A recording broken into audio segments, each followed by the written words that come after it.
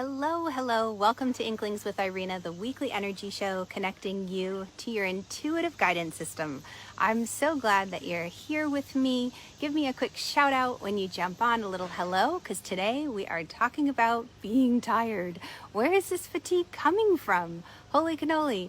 I have had so many of my clients this week come to me and they are just telling me I'm exhausted. What's going on? Is something happening in the energy weather around me? Is there some big shift and change? And there's always something happening, most definitely. But here's what I'm noticing more so with my clients, and I want to share it with you because you might be feeling this fatigue and exhaustion as well.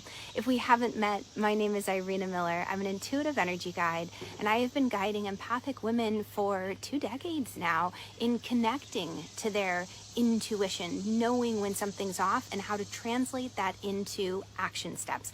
Because a lot of times we take for granted this information, these little impulses, these nudges that are coming our way, and we don't know how to interpret them. We wonder, are we making it up, or everybody must be feeling this, surely, and they're not. It is unique to you, and there are different ways that we can engage with this. So for me, it's been a long and fun journey. It doesn't feel long, but when I look back and I start taking into account all of the thousands of courses I've taken and hundreds of thousands of dollars I've spent on learning these techniques, it's exciting. It's exciting to share it with you today.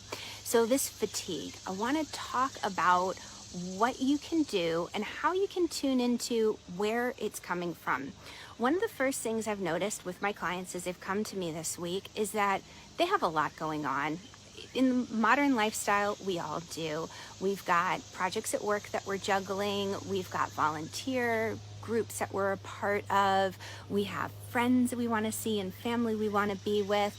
And heck, oh my goodness, what about even just the kids getting back out again and starting to be engaged in some of their activities? There's a lot of running we can do, and there's not much time to recharge our batteries.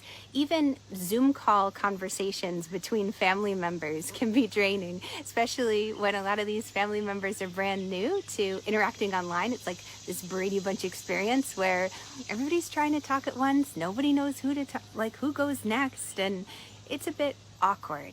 So these moments can all collectively kind of glom onto us and weigh us down.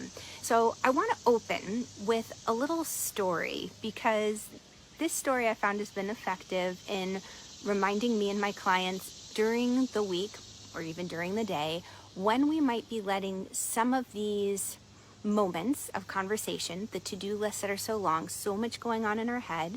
It reminds us of, you know what? I need to take a break and I need to realign. And it's that alignment technique I'm going to share with you in just a moment. So this particular story is about 2 monks. Maybe you've heard it. And these 2 monks, they go out for a walk every day after lunch, and they're part of an order that is practicing vows of silence and chastity. And so every day on their walk after lunch, they walk in silence and they look around, taking in the beautiful green of the trees and notice a chipmunk's running or a deer that crosses their path. And then one day when they're walking after lunch, they hear these shouts, these cries for help. And so, they follow. They're curious what's going on. And as they follow the calls for help, they're led to the river. And the river is higher right now in this story. It's springtime and the waters are rushing quickly. And there's a woman on one side of the river banks and her children are on the other side. And she's very upset. And she said, please help me. I can't swim and I need to get to the other side to be with my family. So the one monk goes right over and he scoops her up and he carries her across the river. And as he's putting her down, she says, oh, thank you so much. I'm so grateful. Thank God you came along. I didn't know what I was going to do. And the monk says, of course, you're welcome. No problem at all. And they go on their way. Now, in the meantime, as the woman goes off in her direction, the second monk has crossed the river. And oh, he's so angry. He's seething. He's shooting daggers at the first monk who carried the woman. And he starts stomping, and they're walking. And the second monk, he's stomping and angry as all get out. And what happens is finally the first monk, after this goes on for about half hour, he turns and he looks at the angry monk. And he said, you must be awfully tired. And the monk goes, what are you talking about? Breaking his vow of silence. The monk said, goodness, you have been carrying that anger with you. And the first angry monk goes, of course, you broke the vow of silence. How could you do that? How could you even break the vow of chastity and hold that woman? And the first monk goes, my goodness, how exhausted you are. You have been carrying that woman since the river with you, whereas I put her down right on that riverbank and haven't given it another thought. So there are moments in our life where we're still carrying that woman, so to speak. We're carrying the idea or the thought with us. It's hard to put it down. We replay the conversation in our mind. We think of how we could have said it differently. We wonder how we got ourselves in this situation again. All of these things come at an energetic cost. They drain us, and it happens so subtly, it can be hard to detect in the moment. But that's why I'm here. I'm here to help you detect those moments where the energy starts to seep away. And the first thing that I encourage you to do, like I've been encouraging my clients, is find your center. And this is what the yogis call the Sushumna Nadi. It's your column of light that runs through the very core of your body. Think of the exhilaration that comes from that moment when you first rode a bicycle, where you found your balance, or maybe it was ice skating or skiing. Maybe it was simply watching a Cirque du Soleil performance where the artists are so in tune with each other, they're so in sync that they know just when to let go of the flying trapeze bar and hold out and reach for the other's hands. There is this integrity in synchronicity and alignment. So by imagining this column of light, what you're doing is you're tuning into that synchronicity, into finding the balance and harmony in the moment. That moment when, oh, I'm carrying that woman from the river, or oh, I'm worrying about this thought, or oh, I'm stretched too thin, I need to go this direction, that direction. Imagine that column of light from the center of the heavens. It runs right through you, through the pelvic floor to the center of the earth, anchoring you in this moment. The next thing to do is get a little playful and physical with it, because sometimes these energetic practices are so esoteric and etheric, it's hard to grasp them. It's like it's not tangible. How can it help me feel less drained and bring my energy back up, recharge my batteries?